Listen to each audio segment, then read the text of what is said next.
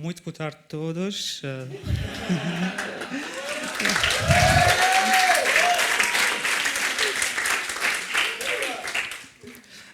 Sou Ouwais Sadek, sou da Síria, estou aqui em Portugal há 8 meses. Estou a aprender português e vou narrar a minha história, mas ainda não estou pronto para falar em português. Por isso, desculpem, será em inglês.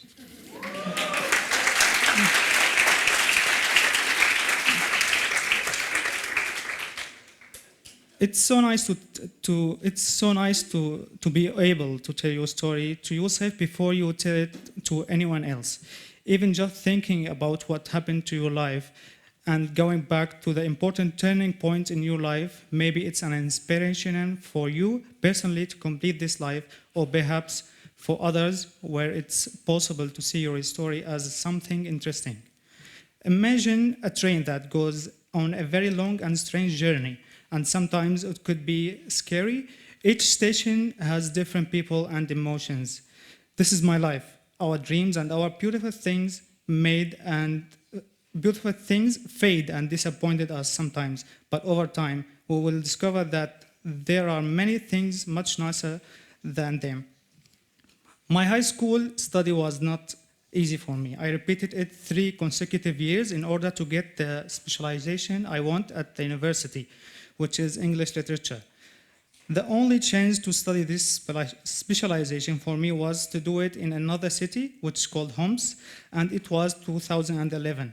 The year 2011 was the year when the Syrian crisis began, which quickly turned into a war. People were warning me not to go there, where it was not safe, especially as I came from the capital, Damascus, where it was safe and has a normal life at that time. My father encouraged me to start with what I dreamed of and not to give up. After all this waiting, despite everything, I remained insistent. My dream and ambition are very greater than the fear. I fully believe that if I would have the fear, I would not accomplish anything in my life. After a week of university life, suddenly started so violent clashes. It was my first time that I faced the danger, and I didn't know what to do. It was like death passed by my side, like a person is greeting me. It was so horrible moments in my life. I just left that city without being able to reach my house there. Even trying to get this specialization for 3 years, the university closed for almost another 2 years. At that time, I was so selfish, and I didn't even think why this clash happened. All the way back to Damascus, I was thinking that as long as I failed here, I would be a failure in all my entire life. I kept crying until I get home and pretended with my family that I'm okay. Those moments were a very important turning point in my life. I was about to lose my life, and what affected me more was that I heard a wonderful saying, which is, live your day like if it's your last day. I started a new life on this principle, and I wanted to be in the humanitarian field. In a strange coincidence, I met a friend who helped me to be a volunteer with the Syrian Arab Red Crescent, which is Red Cross here, and at that time, the war had moved to my city. As a volunteer in humanitarian work, that made me know and see what this work caused unbelievable and appalling things. I worked with children, with families, and in many dangerous responses in shelters, and also in making evaluation of besieged and non-besieged areas. I worked with psychological cases that accompanied me even in my sleep dreams. And nicely, there I started my photography career, where we were documenting the activities we were doing. Camera and photography are like a tool that makes a smile, especially with children. Despite all the pain, the smile was painted. For me, I had the feeling that these smiles deserved to take out of these shelters. Meantime, it was our turn, me and my family, to be displaced where we lived in Damascus countryside. We fled from the countryside to the city, to Damascus, this beautiful city where you will not find anyone support you in this war because people's mind has changed. so that no one looks at the other. For about 7 years, and almost every 2 years, we moved to a new house searching for cheaper rent.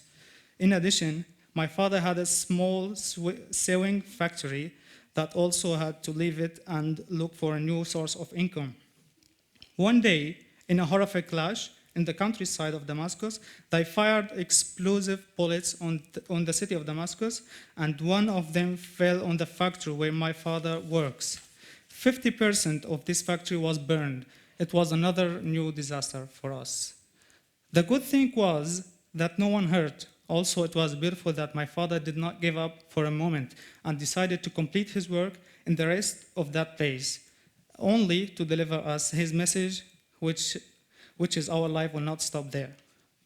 At that time, I was able to transfer to Damascus University, but for me, it was hard to move from a year to another because I was working and studying at the same time. And in addition to that, we have the war. This is the situation of all the Syrian students.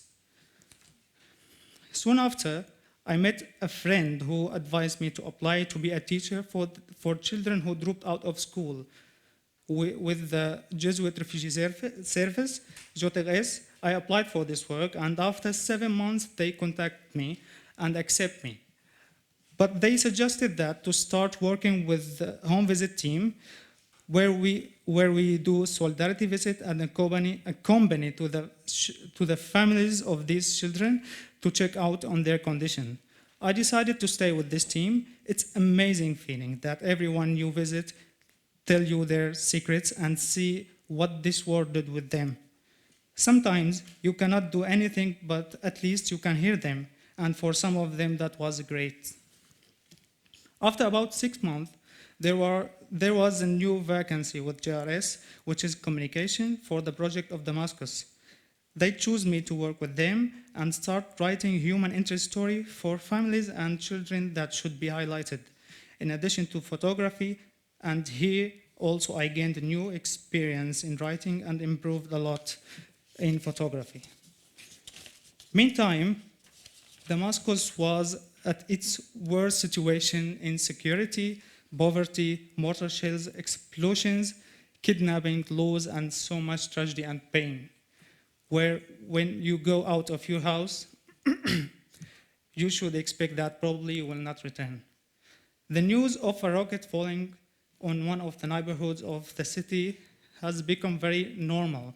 We were just counting the number of them as if you are talking about football match or something. Sometimes it becomes a source of humor among us. I remember one day a rocket landed on a friend's house. I called her to check on her. I tried to calm her down. She was not hurt, and also she was not scared. But also she was angry, saying that I just cleaned the house. With all the danger, a Jesuit priest named Gonçalo Fonseca came from Portugal to Syria to be with us in solidarity. We became friends in a short period, and he's still in Syria now.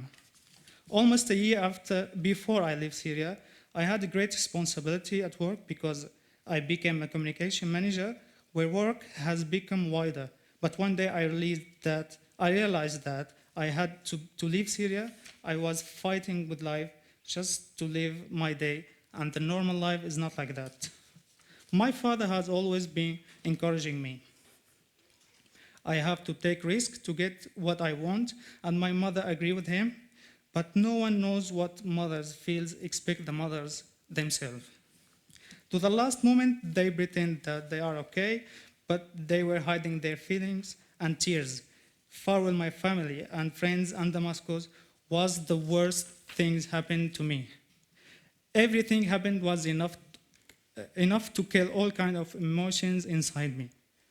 At that time, I still have 4 subjects left to graduate from the university, but I could not accomplish what I wanted many years ago because the university decided to suspend my studies because I was late and I did not graduate on the right time, ignoring that the country was suffering from the war. And after I started looking for scholarships, I told my friend Gonçalo that I was looking for scholarship outside Syria. I have a new dream now to study communication, the field that opened my mind to be more creative, especially in writing. He suggested me to come to Portugal, where there are very good universities, and he would come on vacation to Portugal to find out what he can do for me. He and his friend prepared for everything, where they put great effort, so I was lucky to receive a scholarship at Universidad Católica. We contacted the embassy, where they agreed to give me a visa. But here was the problem. In order to get this visa, I have to visit Cyprus, where the Portuguese embassy, because there is no embassy in Syria, neither in Lebanon. But to go to Cyprus, I also need a visa. And this need me to stay in Lebanon for a while. I had that visa to Cyprus with help with some friends, and everything was ready until I got to the airport, where the interrogation started. Why are you here? And what do you want? And why you don't have a flight ticket to get back to your country? I only felt that I'm some thief, fugitive, or a criminal, and a person that is not desirable. The investigation took about 5 hours, and for some time they put me in a locked room. Luckily at that time, my friend Gonzalo was with me, trying to contact the embassy and telling them what was happening. They sent the confirmation that I was going to them. In the end, they gave me back my passport and told me, enjoy your trip to Portugal, which means don't stay here.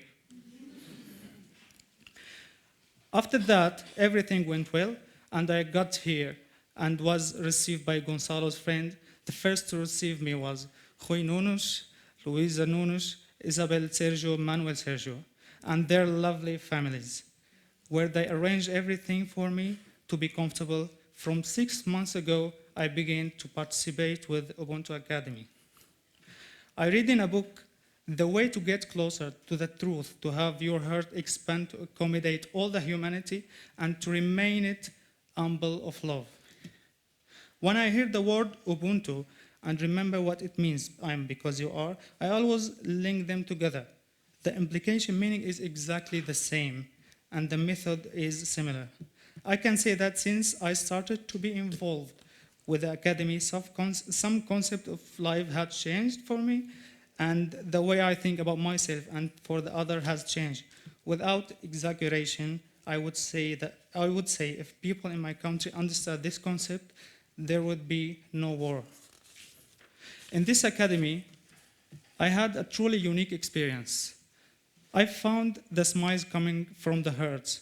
I found myself in many points. I rethought of my life, and I found that my soul was renewed. It implanted in me that I can do more for humanity. My relationship with other participants was like that hand which takes you to reach you to the safe place. Finally, I want to say thank you for all the translators who have been with me throughout the academy. Muito obrigado.